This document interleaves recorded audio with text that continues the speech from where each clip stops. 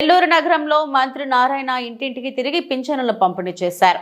ఈ సందర్భంగా మంత్రి నారాయణ మాట్లాడుతూ చంద్రబాబు అభివృద్ధి సంక్షేమం రెండు కళ్ళలా పనిచేస్తున్నాడని అన్నారు.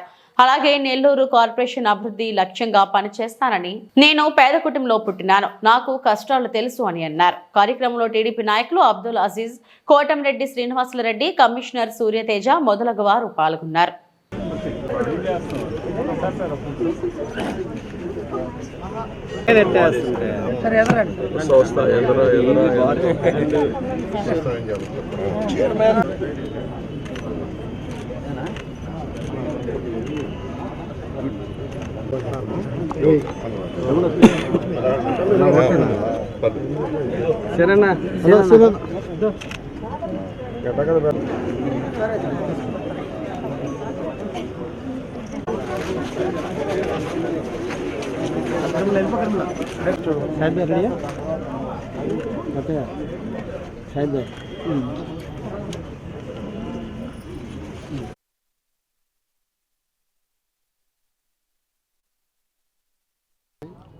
ఈ కూటమి ప్రభుత్వం వచ్చిన తర్వాత ఎవరైతే పెన్షన్స్ తీసుకుంటున్నారో వాళ్ళందరికీ 1వ తేదీ ఉదయాన్నే పెన్షన్ ఇవ్వాలని ముఖ్యమంత్రి గారు ఆదేశించడం, ఆ రోజు కానీ ఏదైనా కారణం వల్ల ఆదివారం కానీ సెలవు కానీ లేదా అకేషన్ వస్తే ముందు రోజే ఇవ్వాలని ఆదేశించడంతో ఈ నెల 31వ తేదీ ఈరోజు రాష్ట్రం మొత్తం అన్ని జిల్లాల్లో ఈరోజు పెన్షన్స్ కార్యక్రమం మార్నింగ్ 6 గంటలకే ప్రారంభమైంది.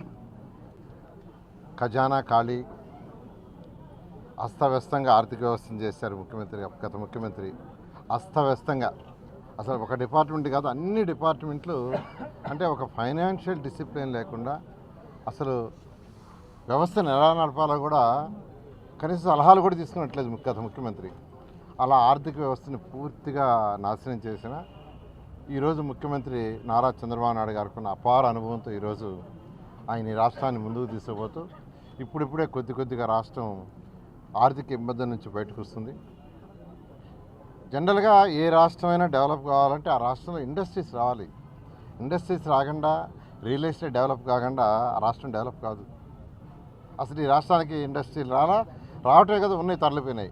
కానీ ఈరోజు ముఖ్యమంత్రి గారు నారా చంద్రబాబు నాయుడు గారు ఫస్ట్ ఆయన కాన్సన్ట్రేషన్ చేసి ఈరోజు అన్ని జిల్లాలకి అనేకమైన ఇండస్ట్రీస్ వచ్చి చేస్తున్నారు. సో ఇలా అనుభవం ఉన్న ముఖ్యమంత్రి గారు ఈరోజు రాష్ట్రాన్ని తీసుకుపోతూ రెండో పక్క సంక్షేమం, పేదలు నిరుపేదలు ఎవరైతే ఉండారో వాళ్ళకి కొంత చేతినివ్వాలి, వాళ్ళకి కొంత చేతినిస్తేనే వాళ్ళు డెవలప్ అవుతారని ఈరోజు పెన్షన్ కార్యక్రమాన్ని అంతకుముందు ఉన్న పెన్షన్కి 4,000 చేశారు. గత ప్రభుత్వము 3,000 ఇస్తానని సంవత్సరం 2,250 రూపాయలు పెంచుతూ చేస్తూ వచ్చిన మా ముఖ్యమంత్రి గౌరవనీయులైన నారా చంద్రబాబు నాయుడు గారు ప్రభుత్వం రాగానే 4,000 చేస్తాను, చేయటమే కాదు ఏప్రిల్ నుంచి ఇవ్వాల్సిన 3 నెలలు మొత్తం కూడా ఇస్తామని మొదటి నెలలో 7,000 రూపాయలు ఇచ్చాం. 4,000 ప్లస్ 3,000 అరియర్స్. బహుశా భారతదేశంలో ఏ రాష్ట్రంలో కూడా ఇచ్చుండరు. అంతేకాదు 4,000 రూపాయలు పెన్షన్స్ ఇచ్చే రాష్ట్రం భారతదేశంలో ఇంతకేజీ లేదు. ఈరోజు రాష్ట్రంలో దాదాపు 64 లక్షల మందికి పెన్షన్స్ ఇస్తున్నారు. 64 లక్షల మందికి. అంతేకాకుండా ఎలక్షన్స్కి ముందు ప్రామిస్ చేసిన ప్రకారం 1 by 1 ముఖ్యమంత్రి గారు చేసుకుంటూ వస్తున్నారు. అదే ఆర్థిక లోటు లేకుండా ఉంటే రాష్ట్రానికి ఎవరికి అన్నీ చేస్తుండేవాళ్ళు. 1 by 1 అన్నా క్యాంటీన్స్ మాట చెప్పిన ప్రకారం చేశారు. పెన్షన్స్ ఇచ్చుకుంటూ వస్తున్నారు. బస్సులు, ఉగాదికి బస్సులు ఫ్రీ బస్ చేయబోతున్నారు.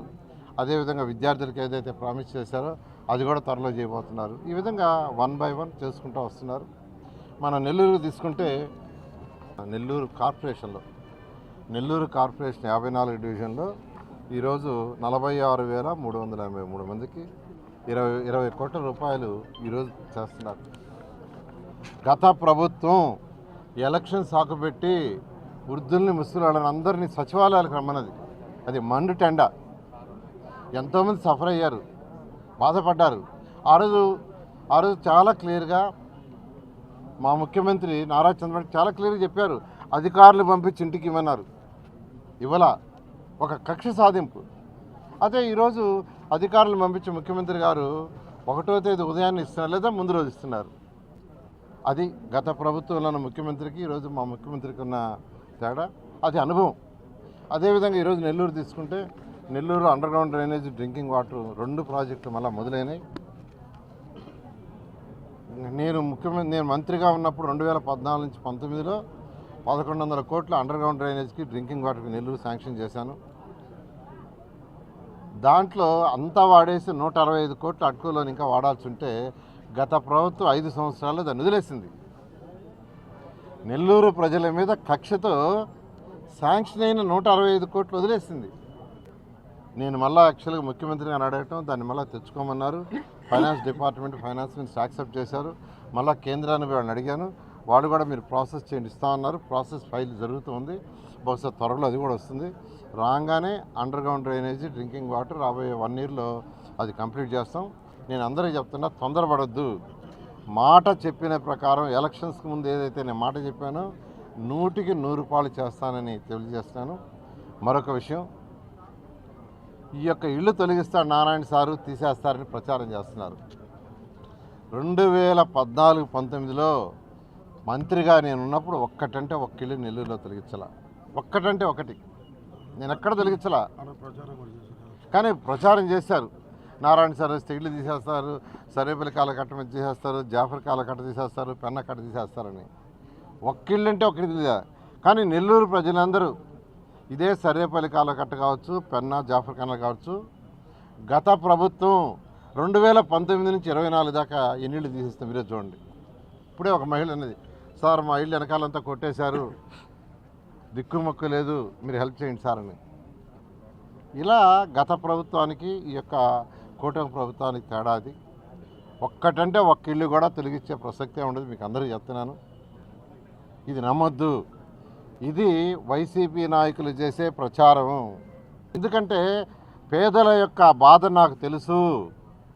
నేను పుట్టి పెరిగింది అక్కడే, ట్యూషన్లు చెప్పింది అక్కడే, నారాయణ ఇన్స్టిట్యూట్ డెవలప్ చేసింది అక్కడి నుంచే, మంత్రి అయింది కూడా అక్కడి నుంచే. అందుకని ఏ పేదవాడి ఇల్లు కూడా నేను తీయను. నేను చాలా క్లియర్గా చెప్తుండా. అందువల్ల ఎవ్వరూ నమ్మొద్దు. వాళ్ళకి ఏమీ దిక్కు చేయటంలా. ఈ రాష్ట్రం అన్ని విధాలా డెవలప్ అయిపోతుంది, ఇండస్ట్రీస్ వచ్చేస్తున్నాయి, అమరావతి రాజధాని డెవలప్ అవుతుంది, పోలవరం డెవలప్ అవుతుంది, గోదావరి నీళ్ళని ఇప్పుడు రాయలసీమకు తీసుకొచ్చేస్తాడు ముఖ్యమంత్రి గారు. గోదావరి నీళ్ళని రాయలసీమకు తీసుకొస్తే ఇంక ఈ రాష్ట్రంలో ఎక్కడ కూడా నీళ్ళకి ఇబ్బంది ఉండదు.